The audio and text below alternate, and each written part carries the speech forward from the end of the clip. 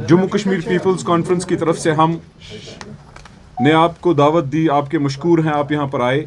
हमारा मुद्दा मकसद है कश्मीरी कितनी दफ़ा धोखा खाएगा, कश्मीरी वोटर को कितनी दफ़ा चीट किया जाएगा और कौन कौन है इसमें साजिशबाज, उनको हम एक्सपोज करना चाहते हैं, उनको सवाल पूछना चाहते हैं। आज मैं मुबारकबादी देना चाहता हूं आप में से जो जर्नलिस्ट, एक उमर मकबूल साहब हैं जिन्होंने आरटीआई किया, एक आरटीआई गायब हुई, दूसरी आरटीआई असेंबली सेक्रेटरीट के थ्रू जो उन्होंने भी पोस्ट की, आप सब ने बखूबी देखी होगी। राज्यसभा का इलेक्शन एक रूटीन प्रोसेस कश्मीरी के लिए नहीं है। पहले हर तंजीम यहां बीजेपी के खिलाफ राग रचाती है और उसके बाद उनके साथ मिल जाती है। यह हमने 2014 में पीडीपी को देखा, यही आजकल देखने को मिल रहा है। यहां पर हर कोई तंजीम मां सिवाय पीपल्स कॉन्फ्रेंस ये कहती है अब्यूज बीजेपी, अब्यूज इंडिया, हर कोई वो चीज करती है और उसके बाद उनके साथ बैठते हैं। हमारी सियासत सच की सियासत है। आरटीआई की रिप्लाई जो आई है, देखिए मैं तमाम कश्मीरी अवाम को और आप सब से बिलखुसूस मीडिया फ्रेटर्निटी से गुजारिश करता हूं, कुछ लोग, मुझे यह समझ नहीं आ रहा है, जैसे एएनएन एक न्यूज आप में से, उन्होंने वीडियो किया, एक्सप्लेन किया लोगों को। मैं गुजारिश करना चाहता हूं आप सब वीडियो करें, एक्सप्लेन करें राज्यसभा का इलेक्शन क्या होता है। राज्यसभा का इलेक्शन एक इलेक्शन होता है जिसमें एमएलए वोट डालते हैं और यह ओपन बैलेट वोट होता है। राज्यसभा के इलेक्शन में जो एमएलए लोगों ने चुने, उन एमएलए ने जिन्होंने बोला हम कांग्रेस तंजीम से हैं, हम अवामी इत्तेहाद पार्टी से हैं, हम पीडीपी से हैं, हम नेशनल कॉन्फ्रेंस से हैं, चारों का एक ही बोली थी बीजेपी के खिलाफ। फिर 8 वोट बीजेपी को कहां से आए, यह जम्मू कश्मीर की आवाम को जानना चाहिए।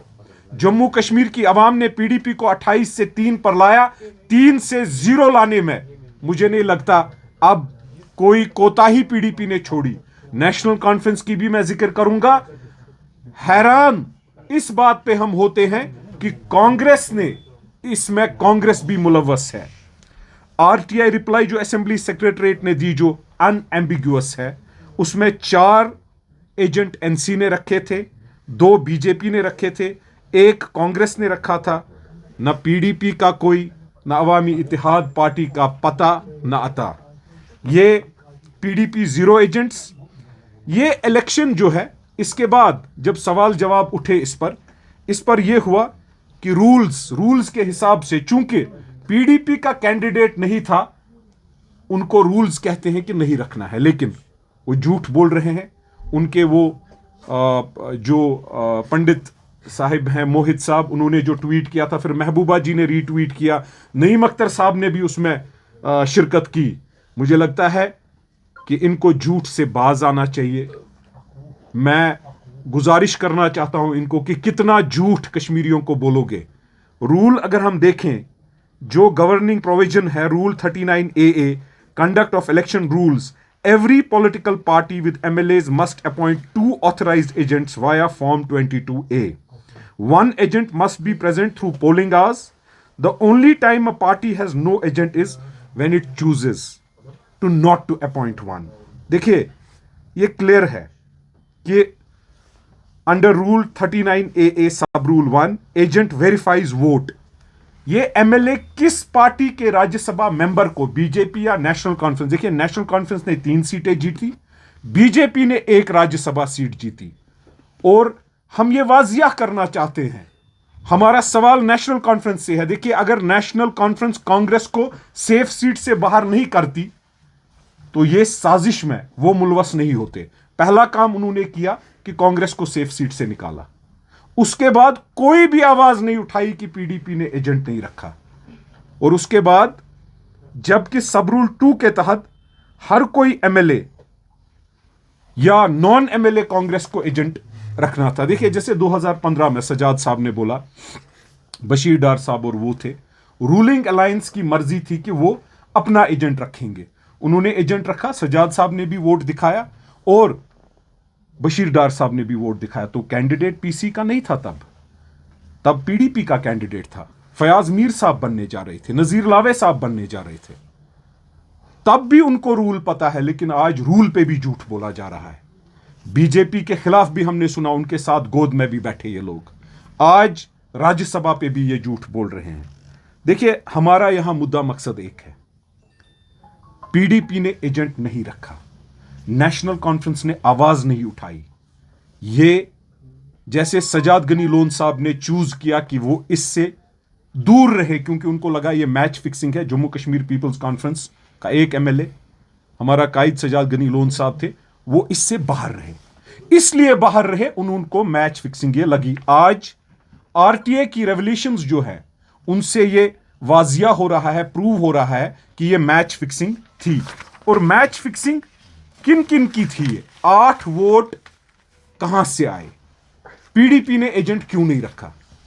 मुझे बताइए।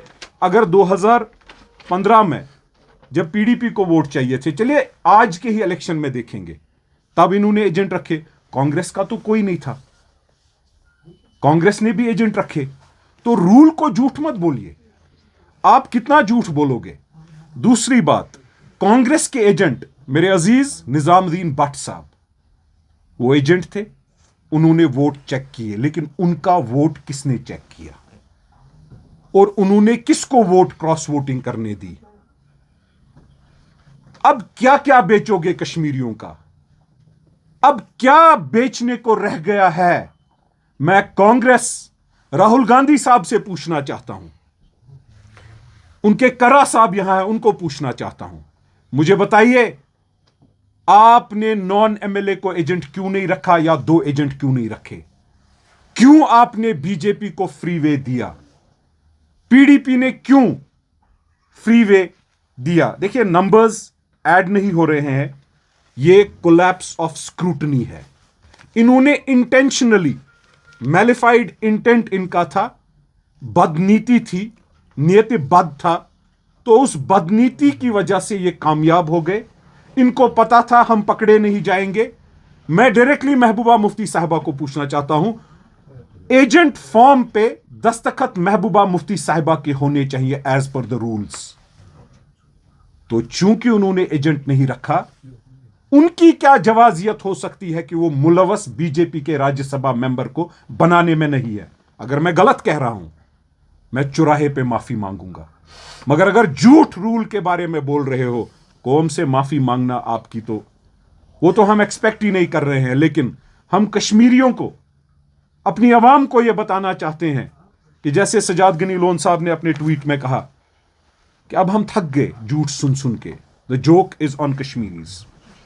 देखिए, मिसलीडिंग नैरेटिव जो पीडीपी चला रहा है, जो पैटर्न दिख रहा है, जो आरटीआई इंडिकेट कर रहा है, question national conference, Congress, PDP और एआईपी, जो इन्होंने फिक्स्ड मैच खेला और बीजेपी को आगे चलाया। अगर आप सब लोग बीजेपी के ही पार्टनर्स हो, कोई वर्किंग रिलेशनशिप सीएम साहब चाहते हैं, पीडीपी रिवाइवल चाहता है, कल तक उनकी पार्टी से भाग रहे थे, आज उनकी पार्टी में लोग आ रहे हैं, तो अगर आप रिवाइवल चाहते हो, अगर आप बीजेपी के पार्टनर्स हो एआईपी लेकर, सीधे कश्मीरी को बोलो। झूठ क्यों? हमारी गर्दनें बेच के खा गए, हमारी जमीनें बेच के खा गए, पीएसए लगाए, जेल भरे, कत्लोगारत की। अब मुझे यह समझ नहीं आ रहा है, आगे की नस्लों को भी खत्म करना चाहते हो झूठ बोल बोल के।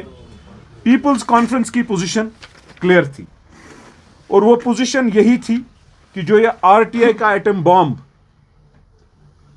जो उमर मकबूल साहब ने डाला है, जो उन्होंने लाया है, मैं ये वाजिया करना चाहता हूं, हमें यह पता था अगर सजाद साहब ने वोट डाला होता, नेक नीति से एंटी बीजेपी कैंडिडेट को डाला होता, हमें कोई खुदा नहीं मानता। सजाद साहब ने तब भी बोला यह मैच फिक्सिंग है, आज ये प्रूव हो रहा है। तमाम कश्मीरियों को यह वाजिया हम कर रहे हैं कि ये जो भी हुआ, अब कल से नया पैंतरा चल रहा है। ये महबूबा मुफ्ती साहिबा जो हैं, और उनकी बच्ची इल्तिजा मुफ्ती साहिबा। देखिए, अब ये डाइवर्जन चाहते हैं। अब इनका यह है कि इसको डाइवर्ट कैसे करें। अब ये निकले हैं उर्दू की बोली बोलने। अब ये निकले हैं कि उर्दू हमारी जबान कश्मीरी है। कश्मीरी इनको आती नहीं है। कश्मीरी के बारे में कोई बोल नहीं रहा है। मुझे पूरा यकीन है उर्दू इनको पढ़ना नहीं आता है। हम ये डाइवर्जन होने नहीं देंगे। ये जो डाइवर्जन आप चाहते हो कि आप बीजेपी के पार्टनर्स, हिस्सेदार, साजबाज के पार्टनर्स, आप इससे डाइवर्जन चाहते हो, वो हम होने नहीं देंगे। हम बार बार कश्मीरी अवाम को याद दिलाएंगे कि पार्टनरशिप पे आपने राज्यसभा भी बेच दिया।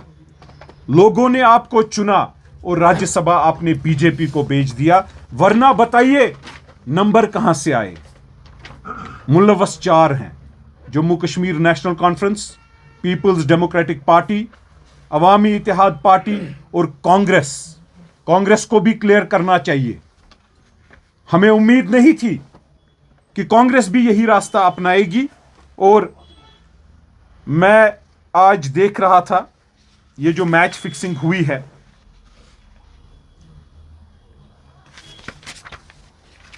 उर्दू के बारे में गिलानी साहब का बोला गया। यह बोला गया कि गिलानी साहब ने तब बोला था। इल्तिजा मुफ्ती साहिबा का ट्वीट है। अगर वो सही है, अगर वो सही है, आप गिलानी साहब के बारे में आपने ट्वीट किया।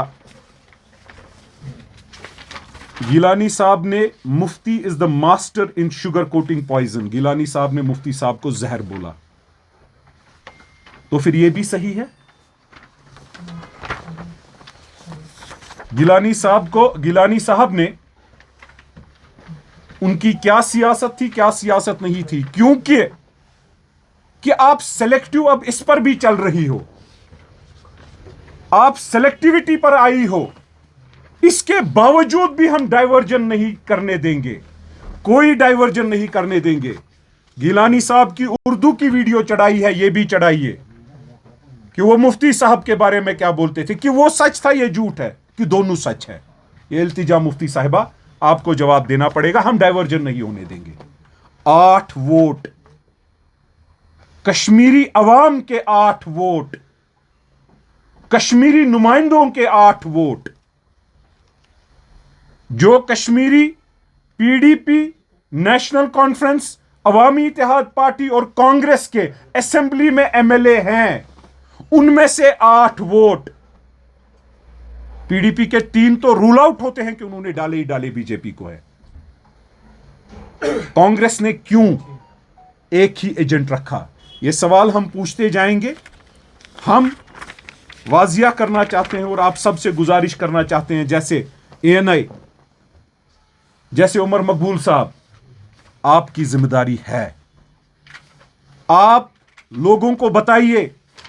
आपके जरिए हम भी लोगों को बार बार बताना चाहते हैं, लेकिन आपके भी वीडियोस इंपॉर्टेंट है कि बीजेपी को किन किन दरवाजों से कौन कौन घुसाना चाहता है।